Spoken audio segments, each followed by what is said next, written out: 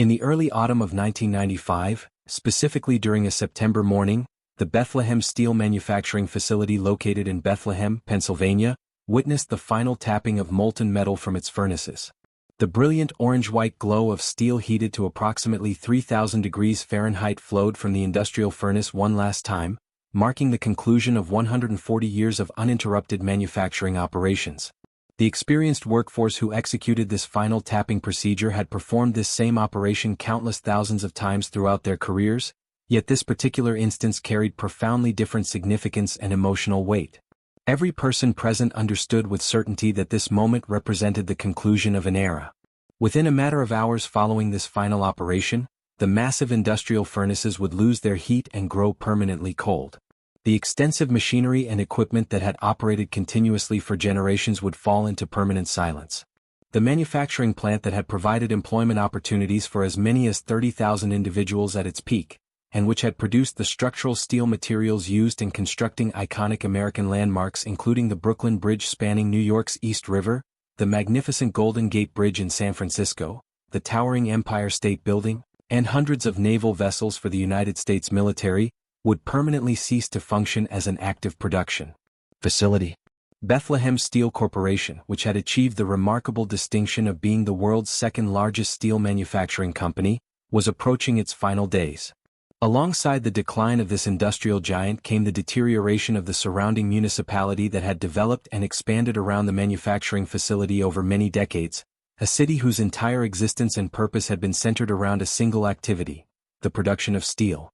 This narrative chronicles the remarkable journey of how a single steel manufacturing facility gave rise to and shaped an entire urban landscape and environment.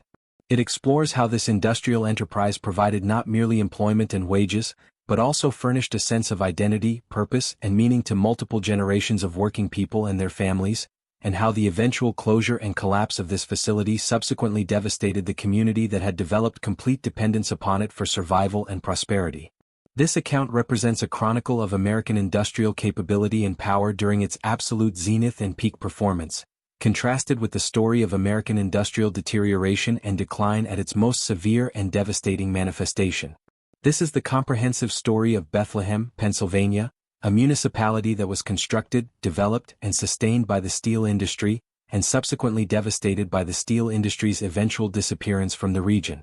Comprehending and understanding what transpired in Bethlehem provides illumination regarding the broader and more extensive transformation that occurred throughout American manufacturing sectors, and offers explanation for why numerous cities across the industrial heartland region became recognized symbols of economic devastation and social deterioration. The narrative actually commences not with steel production but rather with iron manufacturing, and the story's origins lie not initially in Bethlehem itself but rather in the visionary minds of business leaders who comprehended that America's future prosperity and development depended fundamentally upon mastering large-scale industrial production capabilities. During the year 1857, a consortium of investors including notable businessmen Augustus Wall and Alfred Hunt established and founded the Saucona Iron Company in the South Bethlehem area of Pennsylvania. The geographical location was selected and chosen based upon practical considerations and advantages that would ultimately prove decisive and critically important for the subsequent century and a half of operations. South Bethlehem was strategically positioned on the northern bank of the Lehigh River, which provided valuable water access for transportation purposes and various industrial processes and procedures. The surrounding geographical region contained abundant natural deposits of iron ore and limestone, which were essential raw materials required for iron production and manufacturing. Coal from nearby Pennsylvania mining fields could be transported economically and cheaply via canal systems and later through railroad connections. The site's location was positioned roughly equidistant between New York City and Philadelphia, providing convenient access to major commercial markets and port facilities for shipping finished products. The founding investors constructed an initial blast furnace and commenced producing pig iron, which is the crude form of iron that served as the base foundational material for further refinement and processing into wrought iron and eventually steel products. The operation began on a modest scale initially, employing only a few dozen workers and producing several thousand tons of iron annually. However, the timing of this venture proved extremely fortunate and advantageous. America was entering and beginning a period of explosive industrial growth and expansion across multiple sectors. Railroad systems were expanding rapidly and aggressively across the continental territory, creating enormous demand and requirements for substantial quantities of iron for manufacturing rails, locomotives, and associated equipment and infrastructure.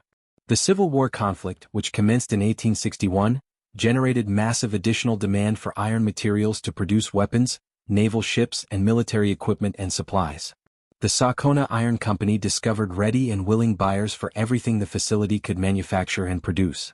The company expanded steadily throughout the 1860s decade, adding additional furnaces and continuously increasing production output and capacity.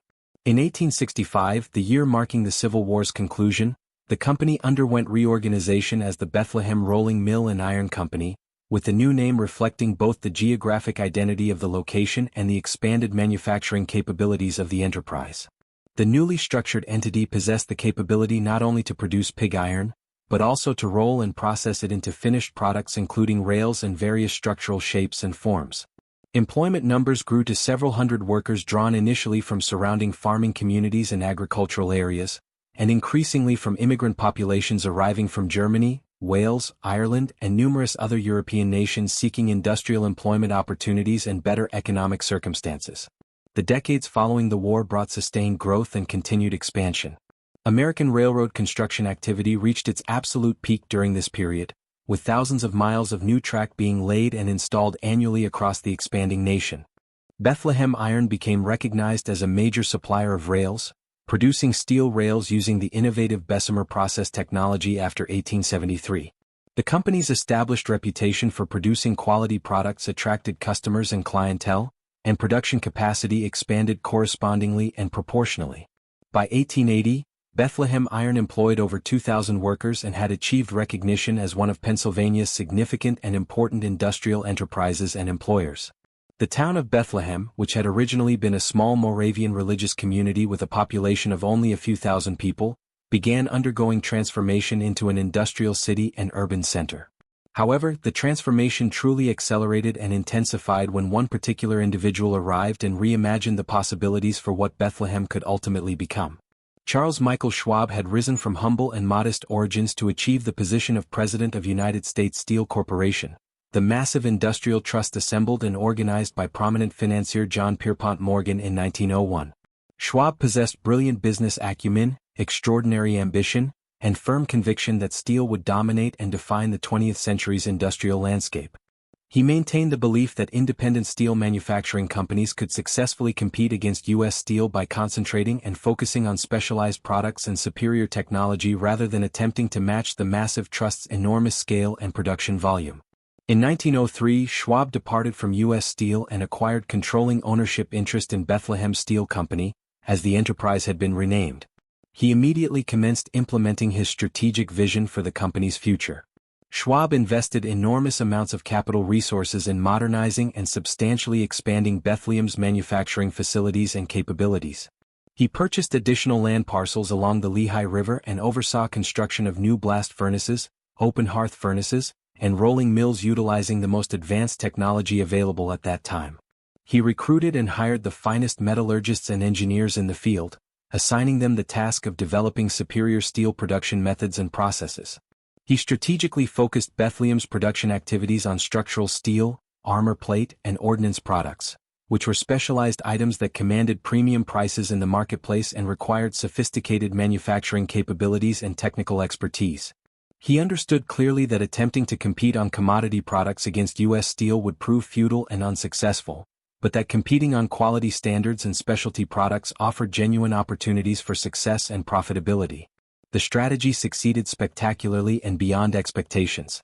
Bethlehem Steel developed metallurgical expertise and knowledge that matched or exceeded any producer anywhere in the world. The company's engineering team created and perfected the Bethlehem I-beam, a structural steel shape that became the industry standard for construction applications throughout the nation. They developed armor plate materials that demonstrated superior hardness and resistance compared to competitors' products, successfully winning valuable contracts to supply the United States Navy with naval armor. They refined ordnance manufacturing processes to produce naval guns that ranked among the finest and most advanced in the world.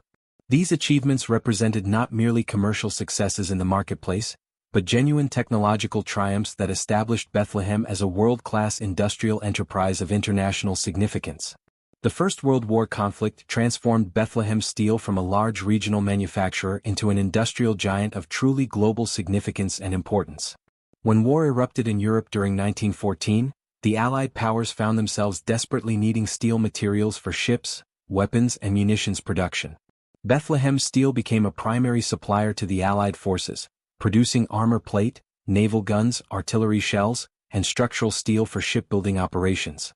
Charles Schwab traveled personally to Britain and successfully negotiated massive contracts to supply materials to the Royal Navy. Production levels soared dramatically as Bethlehem added new facilities and recruited additional workers to meet unprecedented military demand.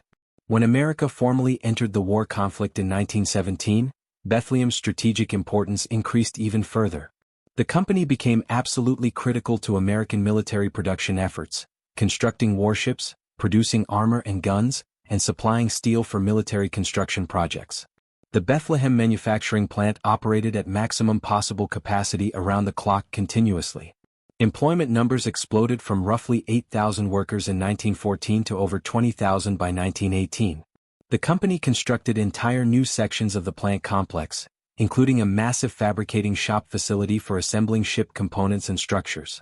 Bethlehem became recognized as one of America's most important and essential military contractors, and Charles Schwab became a prominent national figure celebrated widely for his substantial contribution to the war effort and victory.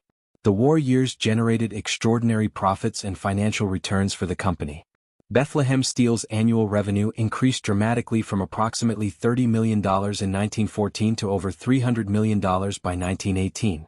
The company distributed substantial dividends to shareholders while also retaining significant earnings for further expansion and development. Schwab became one of America's wealthiest individuals, constructing a massive and luxurious mansion on Riverside Drive in New York City that symbolized and demonstrated his remarkable success and achievements. However, more important for Bethlehem, Pennsylvania and its residents was what the company chose to do with its substantial profits and financial resources. Schwab reinvested heavily and continuously in the plant facilities, installing the latest equipment and expanding production capacity significantly. He oversaw construction of worker housing, schools and recreational facilities to support and accommodate the growing workforce population. He effectively created what became known as a company town, where virtually every aspect of daily life revolved around and depended upon steel production activities. The residential neighborhoods that developed and grew around the plant facilities reflected this total and complete dependence on the mill for sustenance and survival. South Bethlehem expanded rapidly during the war years and throughout the prosperous 1920s decade that followed. Workers resided in modest single-family homes and row houses located within convenient walking distance of the plant facilities. The streets were laid out in practical grid patterns, designed for efficiency and function rather than aesthetic beauty or visual appeal. The architectural style was simple and straightforward, constructed for practical function rather than decorative beauty or artistic expression. The air carried the distinct smell of sulfur and coal smoke emissions from the operating furnaces. The ground vibrated and trembled perceptibly when heavy machinery operated at full capacity. The night sky displayed an orange glow emanating from molten steel in the furnaces. Every sensory experience served as a constant reminder to residents that they inhabited an industrial city, and that steel manufacturing was the fundamental reason for Bethlehem's very existence. The total population of Bethlehem grew substantially from under 12,000 in 1900 to over 57,000 by 1930. The majority of this dramatic population growth occurred in South Bethlehem, the industrial section that was geographically separated from the original Moravian settlement located to the north by the Lehigh River. South Bethlehem was predominantly working class in character, ethnically diverse in composition, and culturally defined by the presence and influence of the plant. Workers arrived from Italy, Poland, Hungary, Lebanon, and numerous other nations, creating distinct ethnic neighborhoods where native languages were spoken regularly and traditional cultural customs were maintained and preserved. These immigrant communities provided the essential labor force for the mill operations and simultaneously constituted the city's fundamental social fabric and structure. The work itself was physically brutal, inherently risky, and exhausting in its demands. Steel mills during the early 20th century were industrial environments of extreme conditions where men labored under extraordinarily difficult circumstances. The blast furnaces generated temperatures exceeding 3,000 degrees Fahrenheit. Workers known as furnace men performed the task of tapping the molten iron, standing in close proximity to the furnace opening while wearing minimal protective equipment by modern standards. The intense heat was so extreme and overwhelming that men could only work abbreviated shifts before requiring relief and replacement. The open hearth furnaces, where pig iron underwent refinement into steel, required workers to regulate temperatures and monitor chemical composition while standing near furnace doors where heat radiated outward with almost physical force and intensity. The rolling mills, where red-hot steel was shaped and formed into beams and plates, were environments of cacophony featuring noise and potential hazards, where men guided massive pieces of steel through powered rollers that could crush a human body instantly and fatally if someone slipped or committed an operational error. Injuries occurred commonly and with unfortunate regularity. Burns from molten metal or extremely hot steel occurred frequently during operations. Workers suffered crushing injuries from machinery or falling materials. The constant noise exposure damaged hearing capabilities over time. The extreme heat and intense physical exertion caused exhaustion and dehydration among workers. The dust particles and chemical fumes from the furnaces created respiratory problems and conditions that often manifested years later in workers' lives. Working in a steel mill environment meant accepting significant risk of injury or potential loss of life in exchange for wages that supported families and provided economic security. The men who performed this demanding work understood the implicit bargain and accepted it because the alternatives available to them were typically worse in comparison. Factory work in other industries, mining operations, or agricultural farming offered lower compensation and often comparable levels of risk and hardship. Steel mill employment ranked among the best-paid blue-collar employment opportunities available at that time, and that significant wage premium justified accepting the inherent risks and hardships. Bethlehem Steel provided compensation that was considered favorable by the standards and expectations of that era. During the 1920s, a furnace worker might earn $5 or $6 per day, which was sufficient income to rent or purchase a modest home, support a family with multiple members, and participate meaningfully in working-class community life. The company provided certain benefits including company-owned housing available at subsidized rental rates, company-operated stores where workers could purchase goods on credit against future wages, and limited medical care services for work-related injuries and conditions. These paternalistic practices reflected both genuine concern for worker welfare and calculated self-interest on the company's part. Healthy and adequately housed workers demonstrated greater productivity and were less likely to engage in labor unrest or organizing activities. Labor relations at Bethlehem Steel were characterized by contention and conflict throughout the early decades of operations. The company actively resisted unionization efforts, preferring to deal with workers on an individual basis rather than through collective bargaining arrangements with organized labor. Charles Schwab and his successors maintained the belief that unions interfered inappropriately with management prerogatives and decision-making authority and increased operational costs unnecessarily. The company employed various tactics to prevent union organizing activities, including surveillance of workers to identify sympathizers, dismissal and termination of union supporters, and creation of company-controlled unions that nominally represented workers but lacked genuine power or independence. These tactics proved successful for several decades in preventing independent unions from establishing presence at Bethlehem Steel facilities.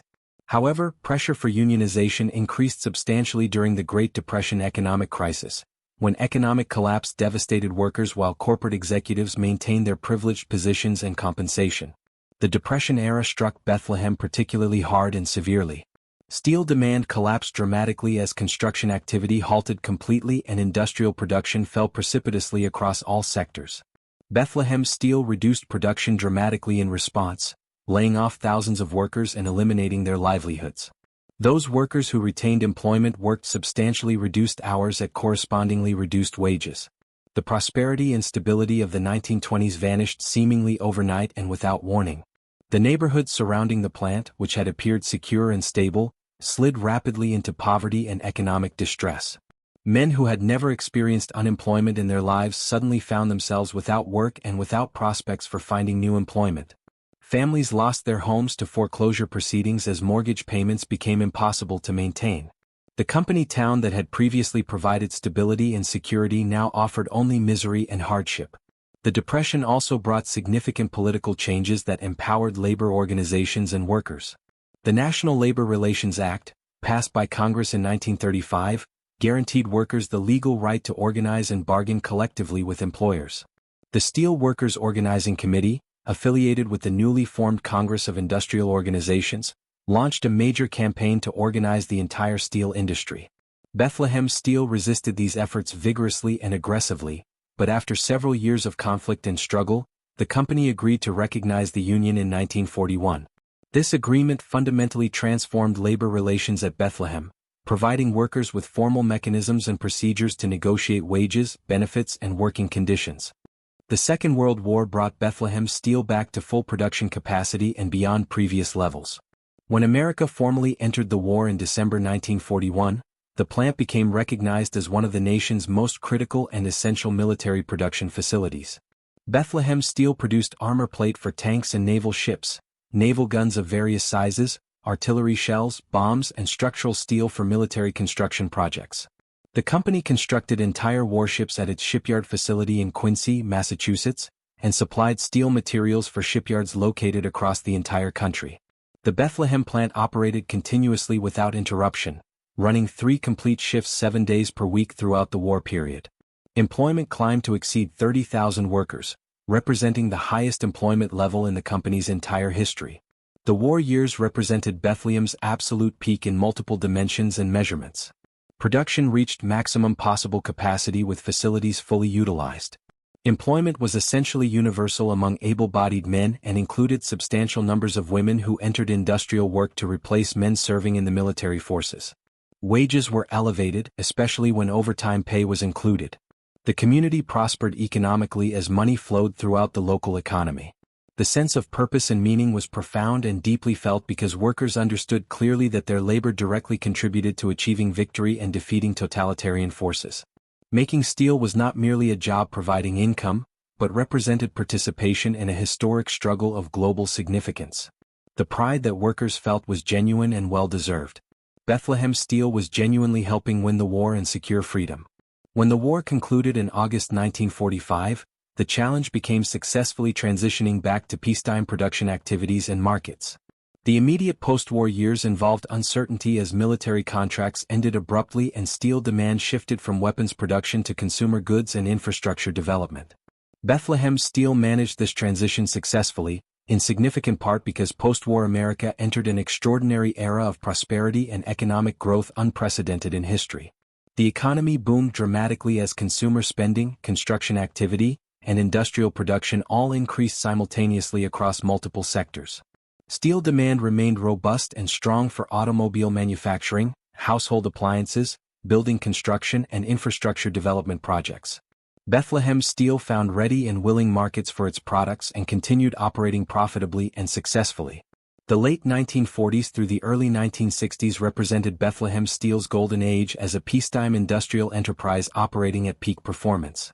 The company consistently ranked among America's largest and most successful corporations, typically holding 3rd or 4th position in total steel production volume behind U.S. Steel and occasionally Republic Steel. The Bethlehem plant served as the company's flagship facility, recognized as the most productive and technologically advanced manufacturing location. The company invested continuously and substantially in modernization efforts, installing new furnaces, updating rolling mills with improved equipment, and adopting emerging technologies as they became available. Employment stabilized at approximately 20,000 workers throughout most of this period, providing the fundamental economic foundation that supported the entire city. The workers who labored at Bethlehem during these peak prosperous years experienced an unusual and historically remarkable combination of demanding hard work and genuine economic security. The union contract negotiated with Bethlehem Steel provided wage levels that genuinely supported middle-class lifestyles and standards of living. A steel worker could earn sufficient income to purchase a home through mortgage financing, own and operate an automobile, support a family comfortably with a non-working spouse, finance children's college education, and retire eventually with a dependable pension providing ongoing income. These represented extraordinary achievements for men whose fathers had often been peasant farmers in Europe or unskilled manual laborers in America. The Union had successfully delivered tangible gains that transformed industrial work from mere economic survival into genuine prosperity and security. The benefits provided extended well beyond base wages and compensation. The Union contract included comprehensive health insurance coverage, paid vacation time, sick leave provisions, and robust pension plans providing retirement security. These benefits provided a level of security that previous generations of workers had never known or experienced.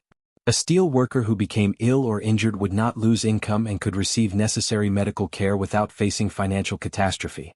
A retiree would not face poverty and destitution in old age, but could live with genuine dignity on pension income throughout retirement years. These guarantees fundamentally changed how workers thought about and planned their lives and futures. They could make long-term plans, invest in property and education, and realistically aspire to achieving better lives and opportunities for their children and future generations. The city of Bethlehem prospered proportionally and directly in relation to the plant's success and productivity. The population reached its peak above 75,000 during the 1960s. The tax base was strong and robust, adequately supporting excellent public schools, police and fire departments providing public safety, and infrastructure maintenance and improvements. The commercial districts along Broad Street and other main thoroughfares thrived with activity, featuring department stores, restaurants, theaters providing entertainment, and various services meeting community needs. The city constructed new school buildings to accommodate the children of the baby boom generation. Parks and recreation facilities expanded to serve growing populations. Bethlehem faced certain challenges including aging housing stock requiring maintenance and limited geographic space for continued expansion, but overall the trajectory appeared positive and promising. The steel plant's continued operation provided stability that enabled long-term investment and fostered confidence in the community's future prospects. The cultural identity of Bethlehem was completely inseparable from steel production activities and heritage. The plant's massive blast furnaces stood as the most visible and recognizable landmarks, with their towering stacks rising hundreds of feet into the air and remaining visible for miles in every direction. The distinctive glow emanating from the furnaces illuminated the night sky with orange and red hues, creating a sight that was simultaneously beautiful and somewhat ominous in character. The noise from the mill operations was constant and pervasive, consisting of a low rumbling punctuated periodically by louder crashes and bangs when heavy equipment operated at full capacity. Everyone residing in Bethlehem could hear the plant operations continuously, and this sound was simultaneously reassuring and oppressive in its psychological effects. The noise signified that the mill was running and operating, which meant jobs were available and prosperity continued, but it also meant persistent noise intrusion, air quality concerns, and general disruption of quiet living conditions. The environmental impact and pollution levels were significant and undeniable. Steel mills generate enormous quantities of particulate matter, sulfur dioxide emissions, and other atmospheric pollutants as inevitable byproducts of production. The air in South Bethlehem was frequently hazy with smoke and industrial emissions. Residents regularly discovered soot deposits on their automobiles, windows, and laundry that was hung outside to dry in the fresh air. Respiratory problems and conditions were common among residents, but these health concerns were generally accepted as the unavoidable price of prosperity and employment. Workers and residents understood clearly that steel mills generated pollution as part of operations, and they demonstrated willingness to tolerate pollution and its effects in exchange for reliable employment and good wages. This trade-off seemed reasonable and acceptable when the alternative scenario involved unemployment and poverty without industrial development. The plant operations also dominated completely the social structure and hierarchy of Bethlehem community life. The steel workers constituted a distinct and recognizable social class within the community. They took pride in their work and maintained conscious awareness of their importance and value to the community's survival. They belonged to union locals that served not only as bargaining representatives but also as social organizations providing fellowship and mutual support. They patronized particular bars and drinking establishments, belonged to particular clubs and fraternal organizations, and identified strongly and proudly with their occupation and role. Being a steel worker represented not just employment providing income, but represented an identity that fundamentally shaped how men perceived themselves and how others in the community perceived and treated them. The families of steel workers resided in neighborhoods that reflected both occupation and ethnic heritage backgrounds. South Bethlehem contained numerous distinct ethnic enclaves where Italian, Polish, Hungarian, and Lebanese immigrants and their American-born descendants maintained cultural traditions and customs from ancestral homelands. Churches served as vital centers of community life, hosting religious services, festivals, weddings and other celebrations, and providing various social services to members and neighbors.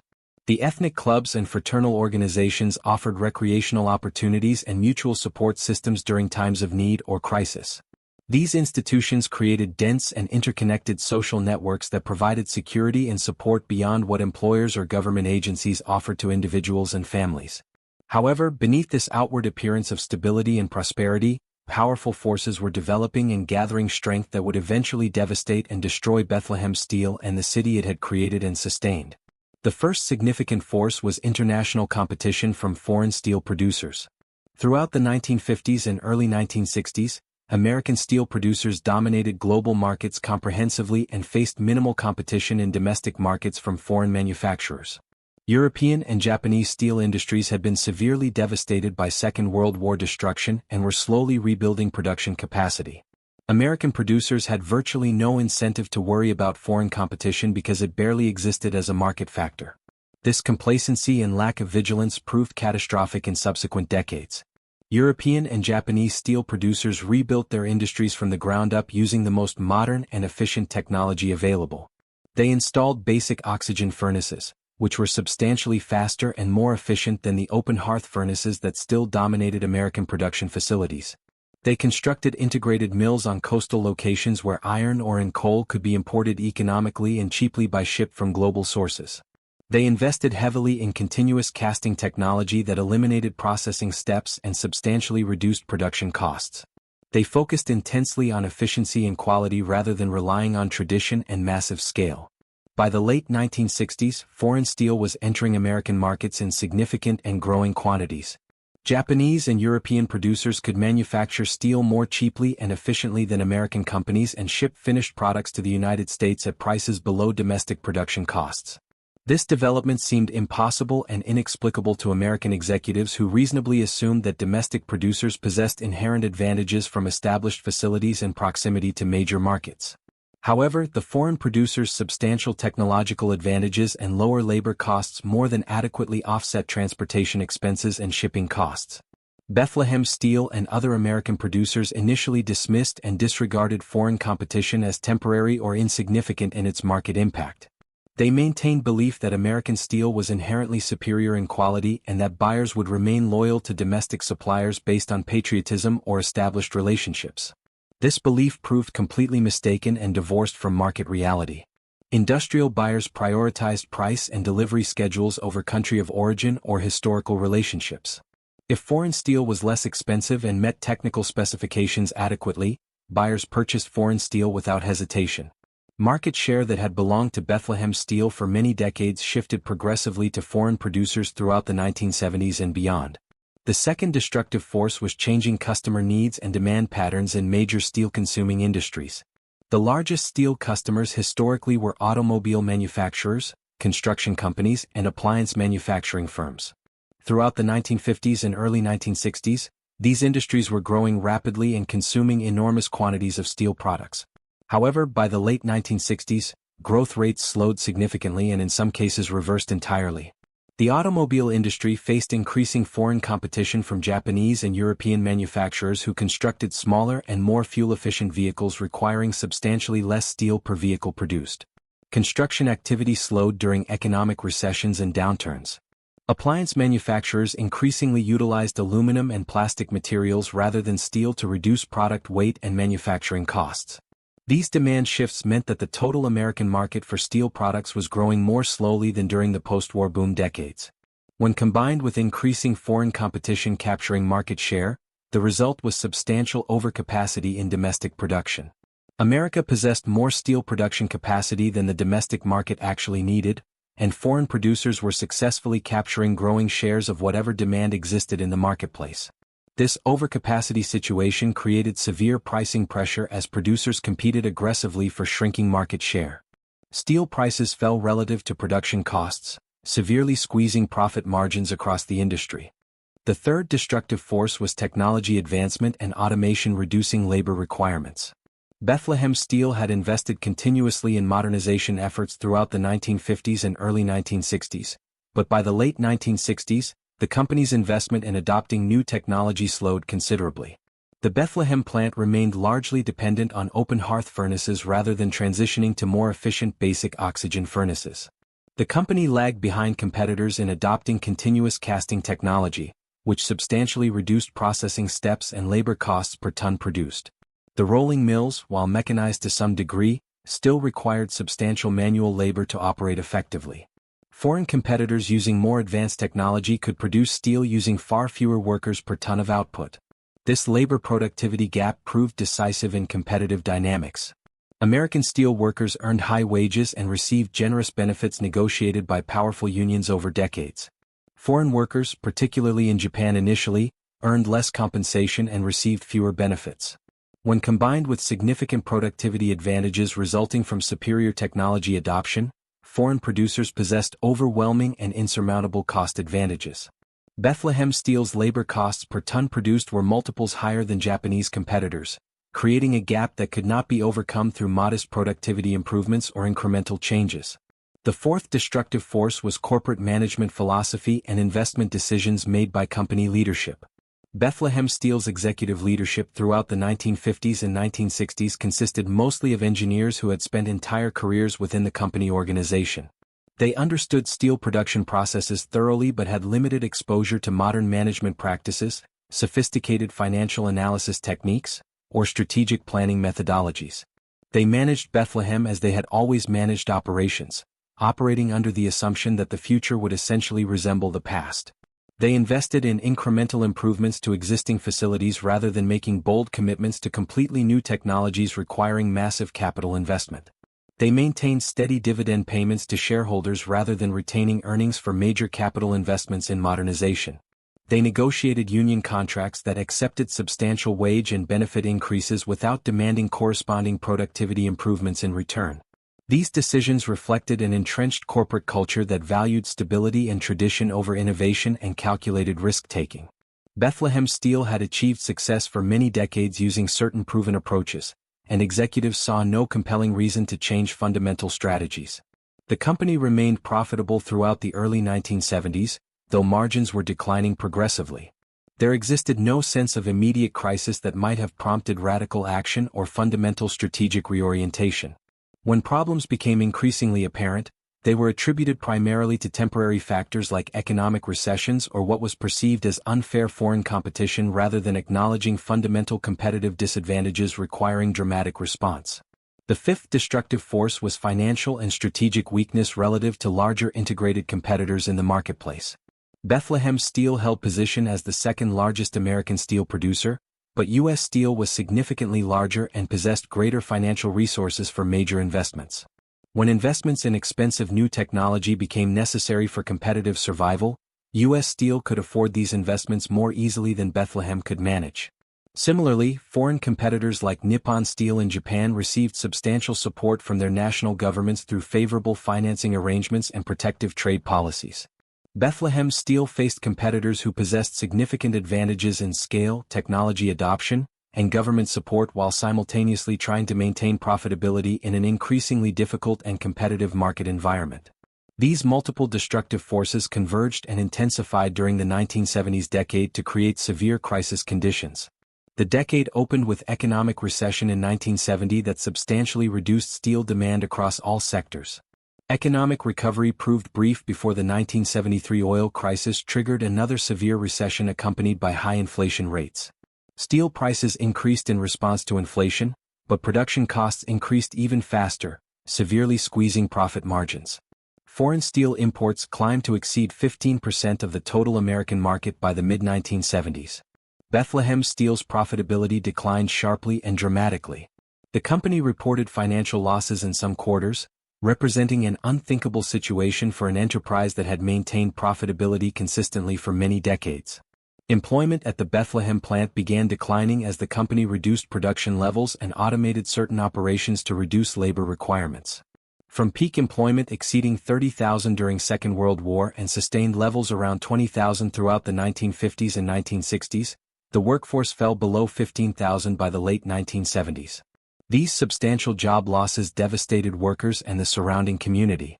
Men who had reasonably expected to retire from Bethlehem Steel after long careers found themselves laid off and unemployed in their 50s with extremely limited prospects for finding comparable employment elsewhere. Younger workers faced unemployment before establishing sufficient financial security for their families. The union attempted to resist job losses but possessed limited leverage in negotiations. The United Steel Workers could threaten strike action, but striking when the company was losing money and facing intense foreign competition would only accelerate decline and job losses. The union negotiated buyout packages and early retirement options for some workers, but could not prevent the overall workforce reduction and job elimination. The implicit social contract between company and workers, where dedicated hard work and loyalty would be rewarded with employment security throughout careers, was broken unilaterally. The 1980s decade brought absolute catastrophe and devastation. The decade opened with severe recession during 1980 through 1982, representing the worst economic contraction since the Great Depression of the 1930s. Steel demand collapsed completely as construction activity halted and automobile production fell precipitously. Foreign steel imports captured over 20% of the American market share. Bethlehem Steel's financial losses mounted into hundreds of millions of dollars annually. The company implemented emergency measures to survive bankruptcy, including closing numerous facilities permanently, laying off thousands of additional workers, and drastically cutting capital spending for modernization. The Bethlehem plant continued operating, but at greatly reduced production levels compared to historical norms. The social and economic impacts on Bethlehem City were absolutely devastating and transformative. Unemployment in the city exceeded 15%, far above national average rates. Workers who lost jobs at the plant struggled unsuccessfully to find any replacement employment. Those fortunate individuals who did find work typically earned only a fraction of their previous steel mill wages. Families that had been solidly middle class in economic status slid rapidly into poverty. Home foreclosures increased dramatically as unemployed workers could not maintain mortgage payments. The commercial districts that had thrived for many decades experienced numerous business closures as customers disappeared from the marketplace. Tax revenues collected by the city fell dramatically, forcing severe reductions to city services, public schools, and infrastructure maintenance. The residential neighborhoods surrounding the plant deteriorated visibly and rapidly. Homes that had been well-maintained fell into disrepair as owners lacked financial resources for basic upkeep and repairs. Vacant properties appeared increasingly as families moved away from the region seeking employment opportunities elsewhere. Social problems increased as poverty spread throughout neighborhoods and social cohesion fractured under economic stress. The community institutions that had provided stability and support for generations, including churches, clubs, and fraternal organizations, experienced declining membership as people moved away or could no longer afford membership dues and financial contributions. The psychological impact of unemployment and community decline was as severe as the direct economic impact on families. Men who had spent entire careers making steel, who had taken justifiable pride in their work and had provided well for their families, faced the profound humiliation of unemployment and financial dependence. The core identity as steel workers that had been central to their self-conception and self-worth was stripped away suddenly. They were no longer productive steel workers, but became unemployed former steel workers, a status that carried profound shame regardless of individual fault or responsibility. Rates of depression, substance dependency, domestic conflict, and tragic loss of life increased substantially among displaced workers and their families. Throughout the 1980s decade, Bethlehem Steel continued operating at substantially reduced levels while attempting various survival strategies and restructuring efforts.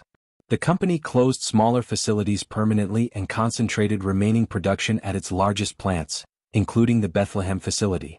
The company finally invested in significant modernization projects, installing basic oxygen furnaces to replace outdated open hearth furnaces at the Bethlehem plant. Company leadership negotiated substantial wage and benefit concessions from the union in exchange for commitments to maintain employment levels. The company sought trade protection measures from federal government, arguing that foreign steel was being sold in American markets at artificially low prices constituting unfair trade practices. None of these varied measures proved sufficient to ensure long-term survival.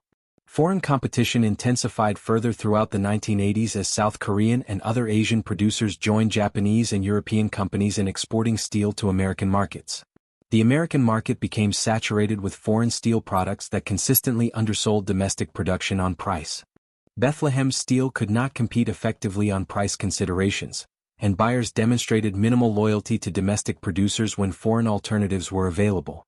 The company's market share continued declining progressively. Financial losses continued mounting year after year. By the late 1980s, Bethlehem Steel's survival as an independent company was in serious doubt among industry observers. The 1990s decade brought the final decline toward closure.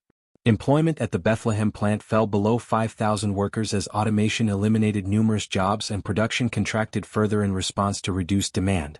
The plant operated sporadically and unpredictably, running production when orders justified operations and idling when demand fell below economically viable levels. The remaining workforce aged considerably as the company hired very few new workers. Young people departed from Bethlehem in large numbers seeking opportunities and futures elsewhere.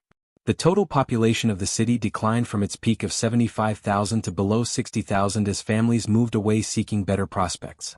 In 1995, Bethlehem Steel made the strategic decision that effectively ended the Bethlehem plant's historic role as an operating steel manufacturing mill. Company leadership announced publicly that they would cease steel-making operations at Bethlehem and concentrate remaining production activities at the Burns Harbor, Indiana facility. The Bethlehem plant would continue performing some fabrication work on steel produced elsewhere, but would no longer produce raw steel from ore and coal. The massive blast furnaces and other steel-making equipment would be shut down permanently and irreversibly. The final heat tapping occurred in September 1995. Workers performed the final operation with profoundly mixed emotions. They were consummate professionals performing their jobs correctly according to established procedures, but they understood completely the finality of what was happening. When the last stream of molten steel poured from the furnace, over 140 years of continuous steel production at Bethlehem reached its conclusion. The furnaces cooled and grew cold permanently. The massive machinery stopped operating forever. The plant that had fundamentally defined the city for generations fell largely silent. Company management attempted to maintain limited operations at Bethlehem, including fabricating structural steel shapes from raw material produced at other facilities. These limited operations employed only a few hundred workers but were economically marginal and ultimately unsustainable. Bethlehem Steel Corporation itself was approaching final collapse, reporting enormous financial losses throughout the late 1990s as the company struggled with obsolete facilities, crushing legacy costs from retiree pensions and healthcare obligations, and relentless foreign competition that showed no signs of abating. In October 2001, Bethlehem Steel filed for bankruptcy protection under federal law, representing the largest steel company failure in American history to that point. The company attempted to reorganize operations and emerge from bankruptcy, but could not develop a viable business plan that would ensure profitability. In 2003, Bethlehem Steel's remaining assets were sold to International Steel Group for a price representing only a fraction of their historical value. The Bethlehem plant was not included in the asset sale. It held essentially no value as an operating production facility. The massive plant complex stood abandoned throughout the 2000 decade, representing a vast industrial ruin stretching along the Lehigh River. The blast furnaces, which had operated continuously for over a century, stood cold, silent, and inactive. The buildings deteriorated progressively as roofs leaked and windows broke from neglect. Vegetation grew through cracks in concrete foundations and pavement. The site became a haunting monument to industrial decline and economic transformation, the physical embodiment of everything that had been lost. The impact on Bethlehem City was catastrophic and permanent in nature. The city's population continued declining steadily, falling below 75,000 by 2010. The municipal tax base collapsed as the steel plant contributed nothing to revenues. The city government struggled continuously to maintain even basic services with drastically reduced revenue streams. Public schools closed due to declining student enrollment and inadequate funding. Infrastructure deteriorated as maintenance was deferred indefinitely due to budget constraints. Commercial districts that had thrived for many decades became largely vacant, characterized by empty storefronts and abandoned buildings. The neighborhoods that had housed generations of steel workers emptied progressively as residents moved away permanently or aged and passed away. South Bethlehem, which had been the vibrant working-class heart and soul of the city, became economically distressed and socially disorganized. Property values fell dramatically and precipitously. Homes sold for fractions of their historical value, if they could be sold at all. Many properties were simply abandoned by owners, becoming tax delinquent and eventually reverting to city ownership through foreclosure. The city lacked adequate resources to maintain these properties properly, creating widespread visual decay that spread across entire neighborhoods. The distinct ethnic communities that had defined Bethlehem's character for generations fractured and dispersed. The Italian, Polish, Hungarian, and Lebanese enclaves that had maintained rich cultural traditions for multiple generations experienced population decline and aging. Churches that had been filled to capacity on Sundays struggled with small elderly congregations. The festivals and celebrations that had brought communities together became smaller events or disappeared entirely. The intricate social fabric that had been woven carefully over many decades unraveled completely. The human costs of this industrial collapse were incalculable and immeasurable. Thousands of steel workers lost not merely jobs, but entire careers, core identities, and economic security they had reasonably expected. Those workers who were young enough relocated to other regions seeking employment opportunities, often leaving behind elderly parents and extended family members, thereby fragmenting extended families that had lived in proximity for generations. Those workers who were too old to relocate successfully accepted lower-paying service work or early retirement, receiving reduced pension benefits. Many displaced workers never secured employment again, living on diminished savings and government assistance until they passed away. The psychological toll of witnessing life's work rendered worthless, of witnessing communities destroyed, and of experiencing powerlessness against overwhelming economic forces created psychological traumas that persist across multiple generations. The retirees faced particularly severe hardships and challenges. When Bethlehem Steel declared bankruptcy, the company's substantial pension obligations were transferred to the Pension Benefit Guaranty Corporation, a federal government agency that insures private pension plans. This transfer resulted in reduced benefit payments for many retirees, particularly those who had earned higher pensions based on longer service. Health insurance coverage for retirees was largely eliminated entirely, forcing elderly former workers to rely exclusively on Medicare and pay substantial out-of-pocket expenses for coverage gaps and prescription medications. Retirees who had planned their retirement years based on specific promised benefits discovered those promises broken through no fault of their own or any action they had taken. The broader community struggled persistently to reinvent itself economically after the steel mill ceased operations. Bethlehem possessed essentially no economic foundation beyond steel production. The city had developed no other significant industries and services, technology, or other economic sectors that might replace lost manufacturing employment. The surrounding region offered limited opportunities because other nearby communities faced similar industrial decline and job losses. The Lehigh Valley region contained multiple steel-related facilities that all closed during approximately the same time period, creating regional unemployment and widespread economic distress. Various redevelopment efforts and initiatives attempted to revitalize Bethlehem with mixed and limited success. The city pursued heritage tourism strategies, marketing itself as a historic steel town with interesting industrial ruins worth visiting. The former steel plant site was partially redeveloped as a mixed-use complex called Steel Stacks, featuring a performing arts center, interpretive museum, retail shops, and restaurants. The historic blast furnaces were preserved as monuments and illuminated at night as reminders of the city's industrial heritage. These efforts brought some visitors and tourists and created some employment opportunities, but nothing approaching the scale of employment and prosperity that steel production had provided for generations. Lehigh University, which had coexisted alongside the steel industry since the 19th century, became more central to Bethlehem's economy as the steel mill disappeared from the landscape. The university expanded student enrollment and physical facilities, employing significant numbers in education, research, and support services. The presence of a major research university helped stabilize certain parts of Bethlehem and provided economic activity that partially offset steel's loss. However, university employment could not possibly replace 20,000 well-paying steel jobs. University expansion often occurred in ways that displaced working-class neighborhoods rather than supporting and strengthening them. The physical transformation of the steel plant site illustrates both what was lost forever and what remains as testament. Most of the vast facility was systematically demolished in the years following final closure. The massive buildings that had housed rolling mills, fabricating shops, and other operations were methodically destroyed and removed. The machinery and equipment were scrapped for salvage value or sold to buyers. The extensive rail lines that had served the plant complex were torn up and removed. Decades of accumulated industrial infrastructure were erased in mere months, leaving mostly vacant land awaiting uncertain future use.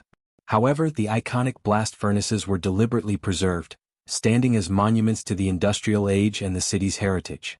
These enormous structures, each rising several stories in height, dominate the former plant site visually. They are illuminated at night with colored lighting, creating dramatic visual effects that attract tourists and photographers. The furnaces have been incorporated into the steel stacks development, serving as backdrops for concerts and community events. They function as monuments, but monuments commemorating something that has ended. They commemorate a past era that cannot be restored and a way of life that has vanished permanently. Walking through South Bethlehem today reveals clearly the permanence of what was lost. The streets are quiet and subdued, lacking the bustle of workers coming and going at shift changes. Many houses stand vacant or poorly maintained, showing many decades of deferred upkeep and neglect. The commercial districts have scattered businesses serving remaining residents, but nothing resembling the vibrant shopping streets that existed when steel workers had money to spend freely. The churches that served as social centers still stand physically, but are shadows of their former vitality. The union halls are mostly closed permanently or repurposed for other uses. The neighborhood bars where steel workers gathered socially after shifts have closed or transformed to cater to university students rather than industrial workers. The people who remain in South Bethlehem are predominantly elderly individuals, retirees who lack resources to relocate or who choose deliberately to remain in neighborhoods they have known for many decades. They remember clearly when the streets were safer, the houses were maintained, and everyone had steady employment. They remember when the steel mill's whistle marked the passage of time. When the distinctive glow from the furnaces illuminated the sky, when being from Bethlehem meant something significant, they have watched their beloved city decline progressively around them, feeling powerless to stop deterioration, mourning deeply what was lost.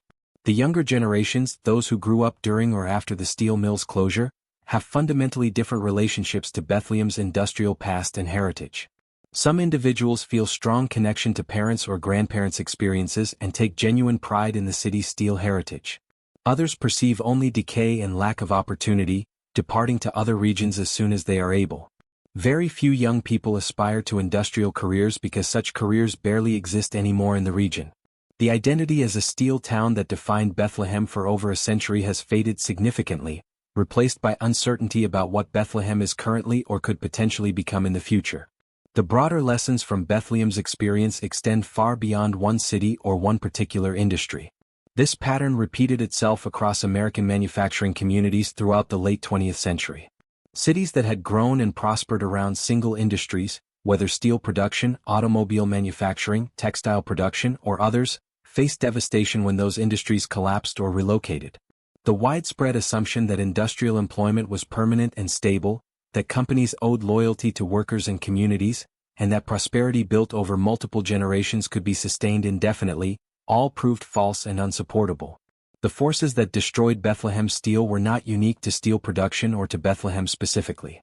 Foreign competition, technological change, corporate short-sightedness, and shifting market conditions affected manufacturers across numerous industries. The companies that survived and prospered were those that invested aggressively in new technology, controlled costs relentlessly, and adapted quickly to changing market conditions. Companies that relied on past success, maintained outdated facilities, and resisted necessary change faced extinction. The workers and communities that depended on these industries had minimal power to influence outcomes.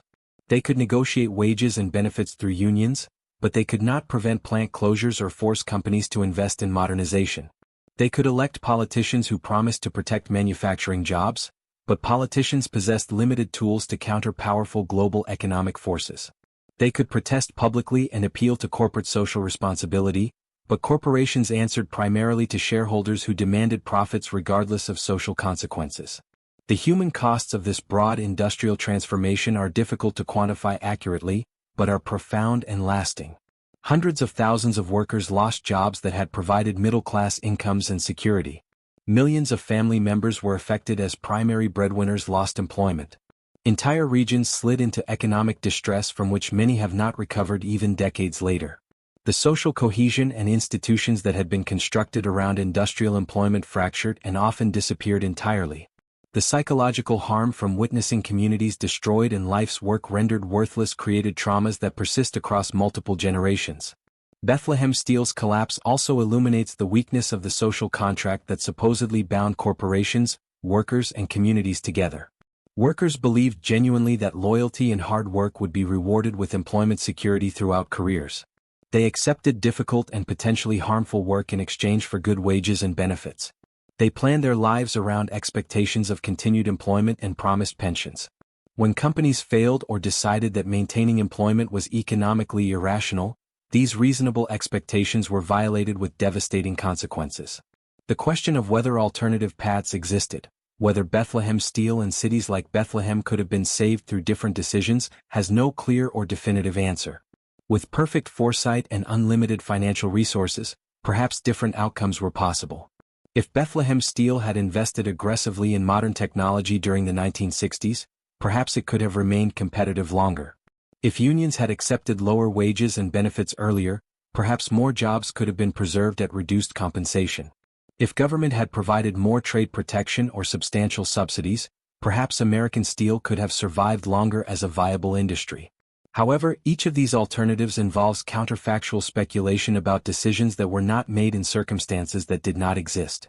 Bethlehem Steel's executive leadership made decisions that seemed rational based on information available at the time and prevailing business assumptions. Workers and unions negotiated for best possible wages and benefits as they reasonably should have. Government policy reflected competing priorities and political constraints. The result was not absolutely inevitable, but given the actual circumstances and decisions, it is difficult to imagine radically different outcomes being achieved. What is abundantly clear is that the costs of industrial decline were borne disproportionately by those least able to bear them. The workers who lost jobs at Bethlehem Steel suffered most severely. The community that lost its fundamental economic foundation suffered next most severely. Bethlehem Steel's shareholders and executives who made strategic decisions that led to the company's eventual collapse were largely insulated from consequences. Shareholders lost their investments in Bethlehem Steel, but most held diversified portfolios where Bethlehem represented one holding among many investments. Corporate executives received substantial severance packages and typically found employment elsewhere at comparable positions. The distribution of costs was deeply inequitable. The site where Bethlehem Steel once operated stands today as a physical reminder of what happened. The preserved blast furnaces illuminated at night are visible for miles around. They are beautiful in their own way, representing massive industrial sculptures that testify to human ambition and capability. However, they also testify to failure, to the destruction of an industry and a way of life. They are monuments not to triumph and achievement, but to loss and decline, markers of a past era that cannot be recovered or restored. The city of Bethlehem persists today diminutive,